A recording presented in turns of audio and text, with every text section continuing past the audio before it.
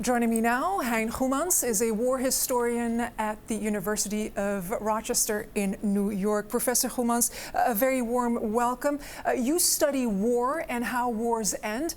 As Ukraine marks this grim anniversary of Russia's full-scale war, what were you most struck by? And did you imagine it could go on for as long as it has? There's several things that were quite striking, but let me begin that I already predicted in early March last year that this war would go on for a long time, years indeed. This is the first anniversary, but probably not the last anniversary of ongoing conflict in Ukraine. Based on your field of study, war termination, how wars end, how do you see this war evolving? And crucially, what will it take to bring this war to an end? Well, if you permit me, I'll take a step back to give a kind of an overview of how I think about these issues. So very few wars end in total utter defeat of one side or the other. Not the First World War, and this war is not going to end in the defeat of the Russians in Moscow, nor is it going to end in utter defeat of Ukrainian forces in Kiev. So it must end in some form of negotiated settlement. The question you got to ask yourself then is, what does war do that makes what was a disagreement turn into agreement? And the answer is very straightforward and simple. War provides information. You learn things on the battlefield that you cannot learn in any other way. And we're still in the midst of this process of both sides trying to learn how strong the other is and how committed they are to fight for the long run. So Putin is trying to target the civilian population. A strategy that has been used in many other wars, always fails. Putin is trying to target the support for the Ukrainians in the West, and if that fails, of course, the fighting becomes much too difficult for the Ukrainians. So he's trying to suss out how long the support is in order to find out more or less how the war is going to end.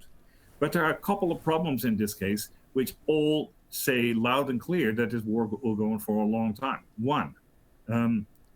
No deal is credible that the Russians can offer. And the irony of this case is that any deal that leaves Russia in some control of some territory in Ukraine will only be accepted by Ukraine if Ukraine gets guarantees for its future security.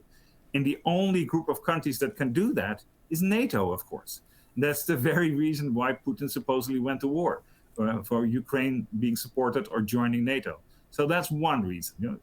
Putin cannot credibly promise to stick by any demands or any settlement he makes now. He didn't do it in 2014. He won't do it now. Second, there is the problem, and there's a bit of a debate over this, whether Putin can actually domestically survive a loss in the war.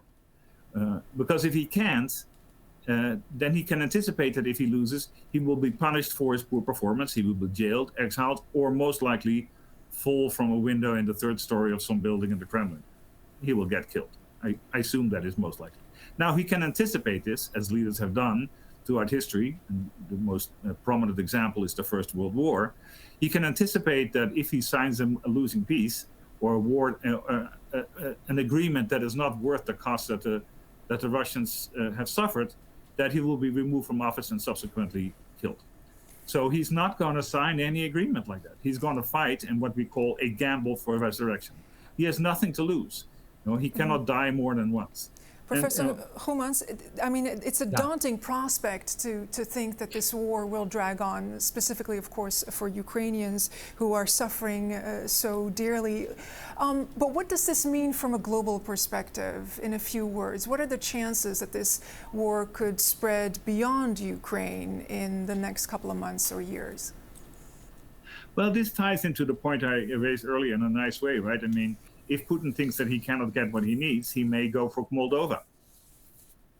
To say, like, okay, not only did we liberate the 4 provinces of Ukraine, we also liberated the Russian population in Moldova and tried to sell that as a victory back home. He might try to do that.